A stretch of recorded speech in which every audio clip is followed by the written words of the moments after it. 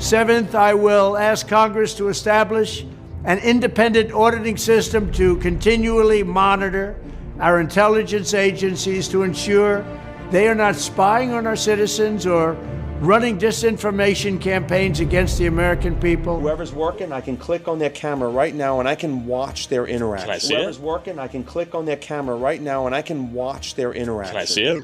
Hey YouTube, Freedom Voice here. Wanted to do a video really quick on the 10-point video that came out by President-elect Donald Trump.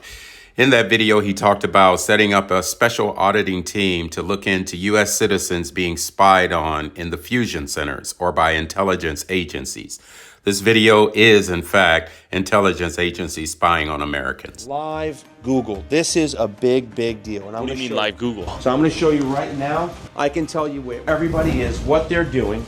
And then I can also bring up, any intersection I want in the county. Okay. Right now. So you're bringing up live CCTV cameras right now? Bringing up live cameras. Wow. You have eyes and ears everywhere. Everywhere. But I can go to any intersection and pull it up right now. So if there's a crash, if someone says we're in a pursuit, whatever it might be, it shows me right now. Plus, it shows me every single person working. The stars are where my deputies are. It tells me what they're doing, what they're on, what calls for service. It's important for me to have my finger on the pulse constantly. Is a traffic stop right here? So this is Deputy Austin, and right now I can see his body-worn camera. So it's as if we're on scene. We got this county locked down. Now, guys, this is intelligence agencies in the fusion centers basically bragging, saying we got this county locked down. He's talking about spying on U.S. citizens. He's talking about how he can go to any intersection, pull up live CCTV cameras, and basically look at any individual as well as law enforcement officer at any time. This is why Donald Trump came out with his 10-point video, and it's probably the reason why many have said that's the most important video on the internet at this very hour. This is how I will shatter the deep state and restore government that is controlled by the people and for the people. Thank you very much. And the reason I won't give you my last name now is because you have called the police and because they will generate a report. And if they have my last name, that report's going to go to the intelligence officer and then to the fusion center. Yep. And then the fusion center ends up putting me on the terrorist watch list because I take pictures of unusual signs. Yep. What a waste. We'll be sure to put you on our watch list. And we'll be sure to put you on our watch list. We'll be sure to put you on our watch list. Third, we will totally reform FISA courts, which are so corrupt that the judges seemingly do not care when they are lied to in warrant applications. All right, so just so you understand what President-elect Donald Trump is saying here, he's talking about reforming the FISA 702 warrant applications. Some time ago, I did a video on 7 ways that you can end up on a terrorist watch list. It came out originally in 2014. It was updated in 2017. All right, let's look at the first one. Number 1, again, this comes from the Huffington Post, 2017. Number 1, it says you could raise reasonable suspicion that you are involved in terrorism. Number 2, you could post something on Facebook or Twitter that raises reasonable suspicion. Number 3, someone else could just think that you're a potential terror threat. All right, because of number 3, I wanted to hop in here and just kind of show the reason why a lot of people are ending up on the watch list. Here you can see what's called the First Amendment Auditor challenging the qualified immunity of law enforcement and the fact that they just don't want any oversight or accountability as a result of rejecting any type of video recording or any type of questions that are being asked by auditors. Law enforcement officers and intelligence agencies are placing people on a watch list. When they get placed on that watch list, obviously there's funding that's automatically taken out on each and every person, which obviously motivates them to get more and more people each year on the watch list. And we'll be sure to put you on our watch list. Okay, number 4. Again, this is the 4th reason, according to Huffington Post, how you could end up on a terrorist watch list. It says you could be a little terrorist, or at least according to someone. Notice what number 5 says. Or you could just know someone terroristly, maybe. It's not what you know now, it's who you know. Number 6, and if you're in a category of people determined to be a threat, your threat status could be upgraded at the snap of a finger. And then finally, number 7, you could just be unlucky. I mean, this was put out by the Huffington Post, guys. And I mean, it was actually organized in 2014, but it was updated in 2017 and published. And I thought that this was interesting.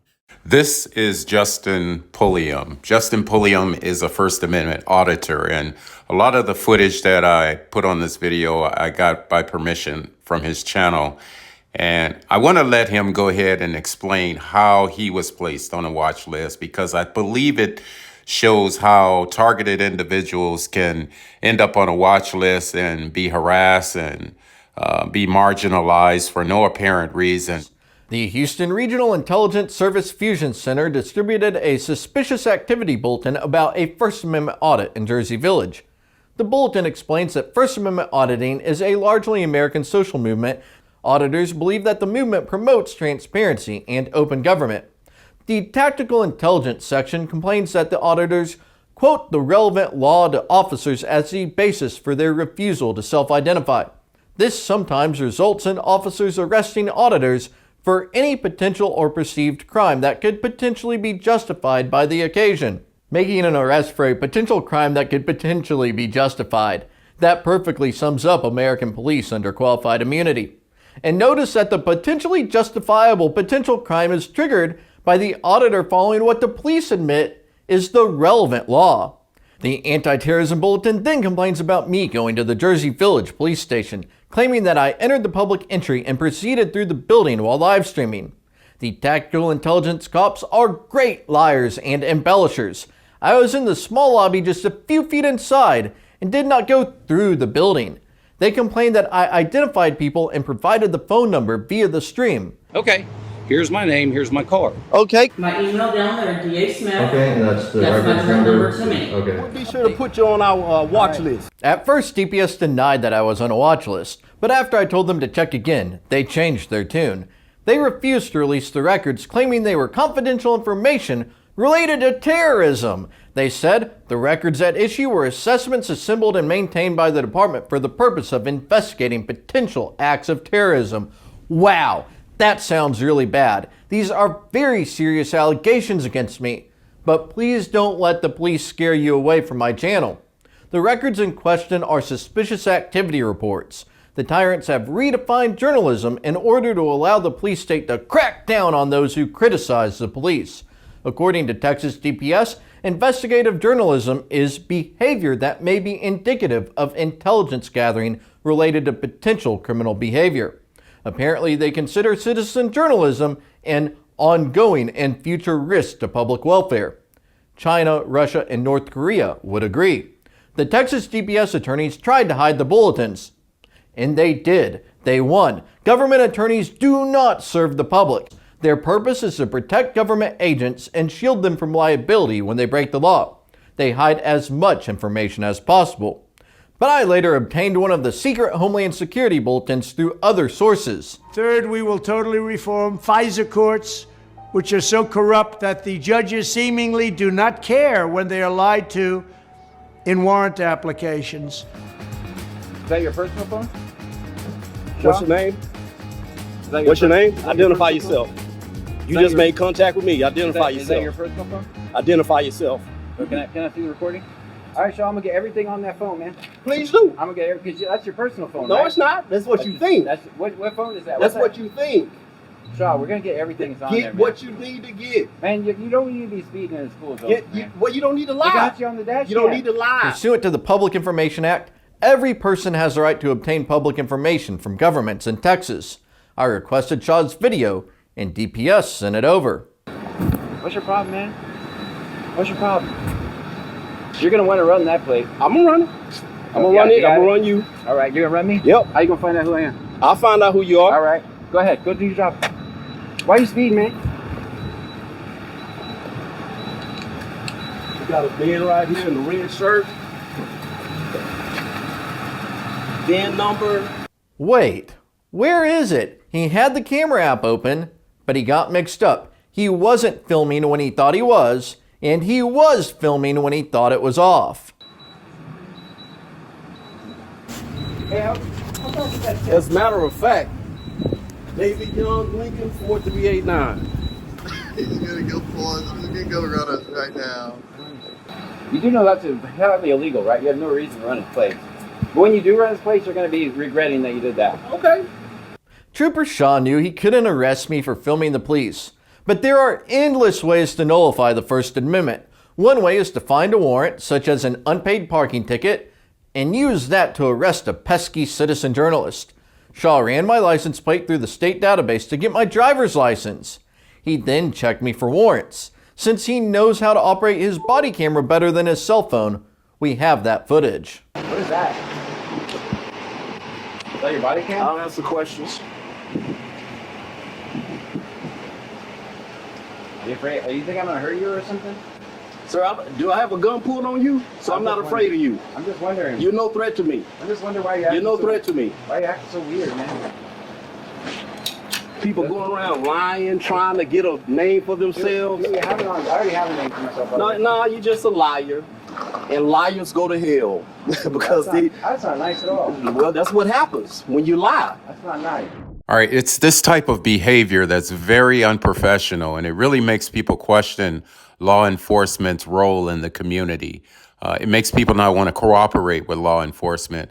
Anytime someone acts like Officer Shaw here, obviously they have something to hide. Obviously, they're not wanting any accountability or take any accountability for their actions. They want to be able to do anything, whether it's lawful or unlawful. And I appreciate what guys like Justin Pulliam and many other auditors are doing. Some are a little over the top, but I think it's really showing where the root cause of the problem is. The fact of the matter is, individuals are placed on a watch list. And once a person is placed on the watch list, they're being tracked, followed, harassed. And all of this is sort of coordinated by the fusion centers. Fusion centers are in each state, and they receive an annual budget from the United States federal government.